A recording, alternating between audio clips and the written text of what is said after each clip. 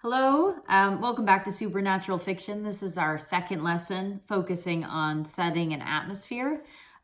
We have a number of authors that we will be reading this week, some exercises related to the readings, and certain themes and topics, which I will brush through right now. We will be beginning with Ringing the Changes, Robert Eichmann. Who is sort of a horror writer of the early 20th century to mid 20th century. The Haunting of Hill House by Shirley Jackson, homemaker, Ladies Home Journal writer, and writer of ghost stories and horror fiction, always entwining her different roles in life. The Meeting House by Jane Gardam. Jane Gardam is alive now, a prize-winning author from Yorkshire, contemporary novelist. The Specialist Hat by Kelly Link. Kelly Link is a Massachusetts writer. This is one of her short stories. And The Mirror by Haruki Murakami. And that is probably our most contemporary piece. I will be starting with M.R. James. You've been working on an exercise completing the doll's house, or the haunted doll's house. Thank you for your responses to that. They are most definitely improvements on the story. M.R. James is the grandfather of and the great grandfather of the ghost story as we know it today, and in terms of those archetypal setting pieces, the graveyard, the rickety house, the old clocks, the shrunken heads. This is a quotation from Michael Cox, the scholar whom I introduced in the last lecture on Casting the Ruins. It is probable that M.R. James has generated more imitators than any other English ghost story writer. Through the use of documentation and antiquarian detail, he had been used to some extent before. James may be said to have originated a new narrative mode for the English ghost story. It is not people, but places and landscapes that sharpen the focus of James's prose. Right there is this point about how characterization really doesn't matter to James. He's all about the backdrop, and that is where our focus will be this week. For the kind of ghost story M.R. James wrote, atmosphere and incident are more important than subtle character delineation, for we need to feel that there is nothing peculiar to the protagonist that singles them out for supernatural violation.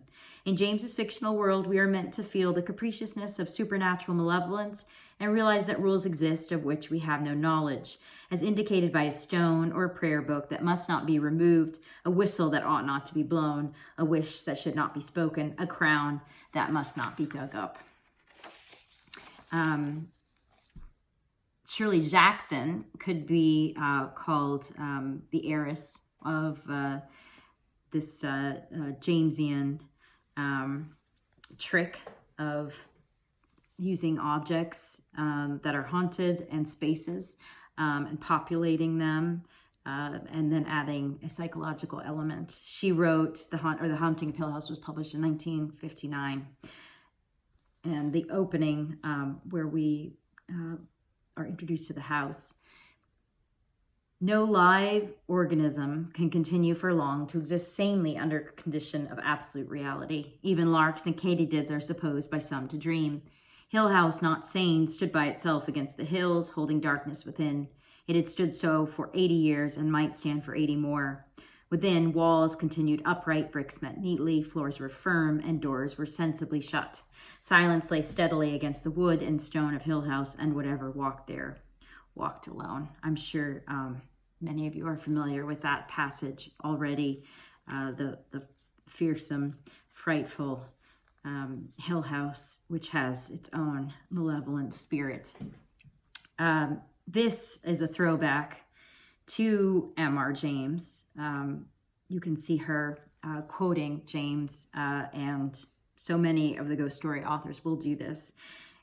She writes, this is several chapters on, of libraries in the house. She uses these sort of almost cliche settings, and then twists them. The library, I think it might do. Books are frequently very good carriers, you know. Materializations are often best produced in rooms where there are books. I cannot think of any time when materialization was in any way hampered by the presence of books. And that is the psychologist doctor who is running experiments in the house that Eleanor is visiting with a group of psychics and supernaturally endowed people. They are going to have a kind of seance in the library. And of course, it's just the right setting for this summoning of the Hill House spirit. Almost any house caught unexpectedly and at an odd angle can turn a deeply humorous look on a watching person. Even a mischievous little chimney or a dormer like a dimple can catch up a beholder with a sense of fellowship. But a house arrogant and hating, never off guard, can only be evil. This house, which seemed somehow to have formed itself, flying together into its own powerful pattern under the hands of its builders, fitting itself into its own construction of lines and angles, reared its great head back against the sky without concession to humanity. It was a house without kindness, never meant to be lived in, not a fit place for people or for love or for hope.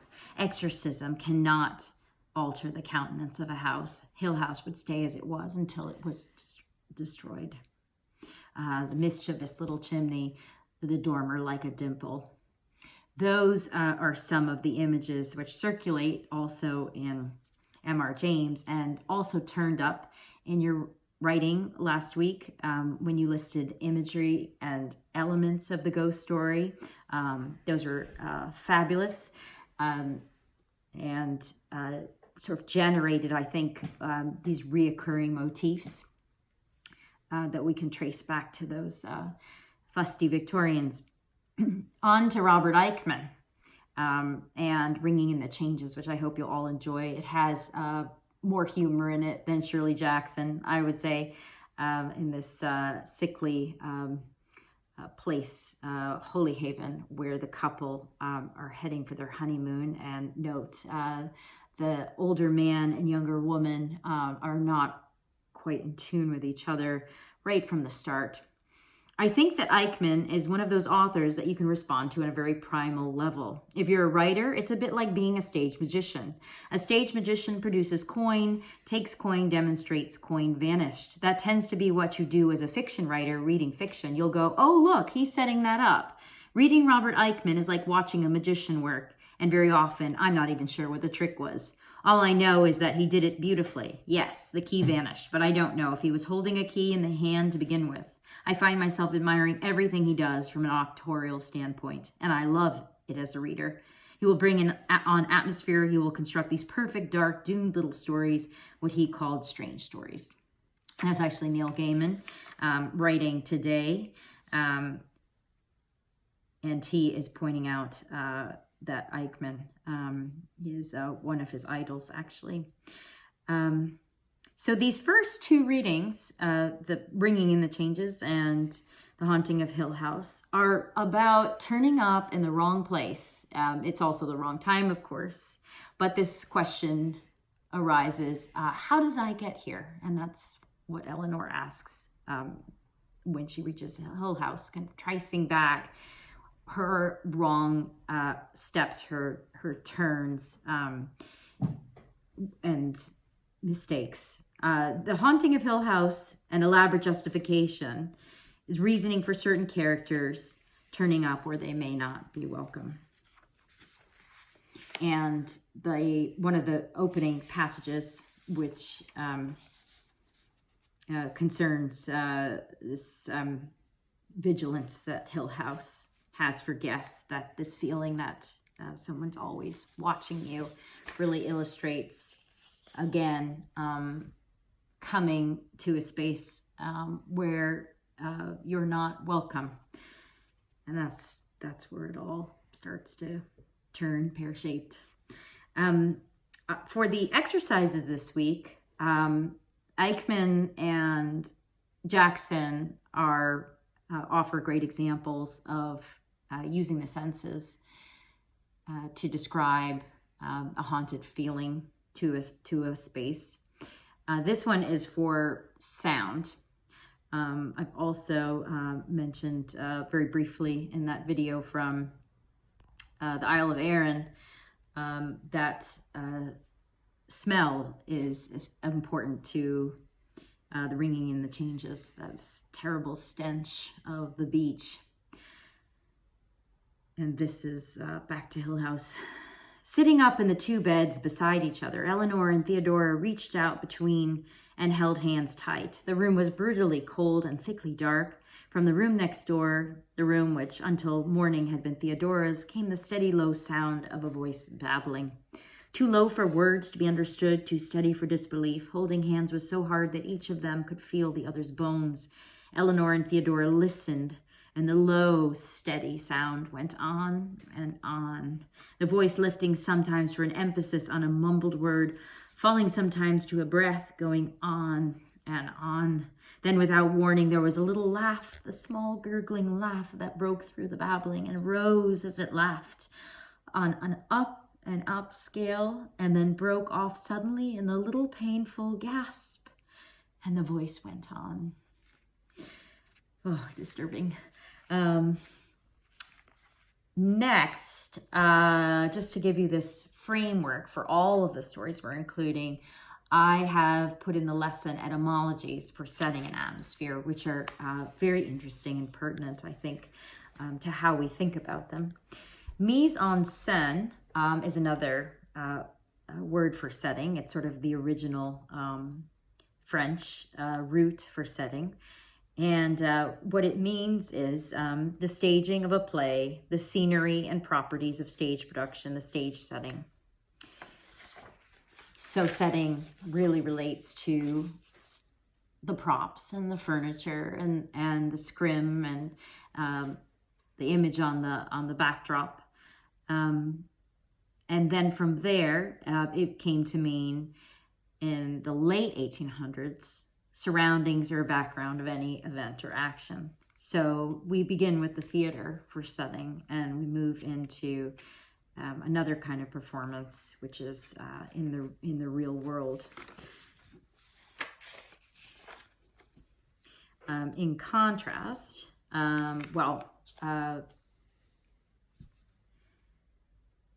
we have atmosphere. An atmosphere, unlike setting, is mobile. It's moving. And the way to define it, according to the OED, which is my source for both of these etymologies, a supposed outer envelope of effective influence surrounding various bodies, especially electrical atmosphere, therefore surrounding electrified bodies, which is very odd. A surrounding mental and moral element, environment, also prevailing psychological climate, pervading tone or mood, characteristic mental or moral environment, fascinating or beguiling associations or effects. And from the turn of the 19th century, we have this quotation, an extensive atmosphere of consciousness. And thus, atmosphere brings in the consciousness of an observer, someone experiencing. They pick up on certain signals in the air, and they might be signals within themselves. It implies this mental work, mental atmosphere. What governs the Englishman is his inner atmosphere, the weather of his soul. That's George Santayana. The religion of the last 2,000 years has thereby created an atmosphere which remains wholly uninfluenced by any intellectual disavowals. There we have religion, the spirit, and the intellect. Together, the music of the orchestra, the aeroplane and sea sounds, and the dialogue of three men create genuine atmosphere, evoked emotion. Atmosphere deals also with emotion and feeling, and also sound. characteristic environment, surroundings, or setting of a character appropriate or peculiar to the thing in question. So that is the eventual meaning. That's sort of the most recent meaning of atmosphere. And an example of that sense would be from 1916. Such wanted several rehearsals of atmosphere scenes before turning the camera on them. So how do you add an atmosphere to your writing? Apply to the background sounds that evoke a particular mood, impression, setting in a broadcast program. The sound editor could do little more than choose a piece of accompanying atmosphere music from his library. So it's almost like we have these preset atmospheric effects that can be brought in at will. Think about the fog rolling in, or the bells tolling, or the ravens cawing. The air in any particular place, especially, is affected in its condition by heat, cold, purifying, or contaminating influences. That's interesting and also common to us in terms of weather and environment. No amount of blaze would raise the atmosphere of the room 10 degrees. And so there we deal also with heat and cold and temperature, and ghosts most definitely follow that scale. And just to return to a previous point on how you integrate these two. Domestication of both settings and incidents was the crucial distinction between the Victorian ghost story and its Gothic relations, and this has continued to be a defining characteristic of the whole genre. The trick of a good ghost story, in other words, is to make us feel that such things may happen to us. For it to work in literary terms, the supernatural requires firm grounding in the natural. The more banal the setting, the greater the impact of its violation of the normal. So let's keep that in mind. It's come up a couple times, but surprise us with how ordinary the backdrop of a haunting is.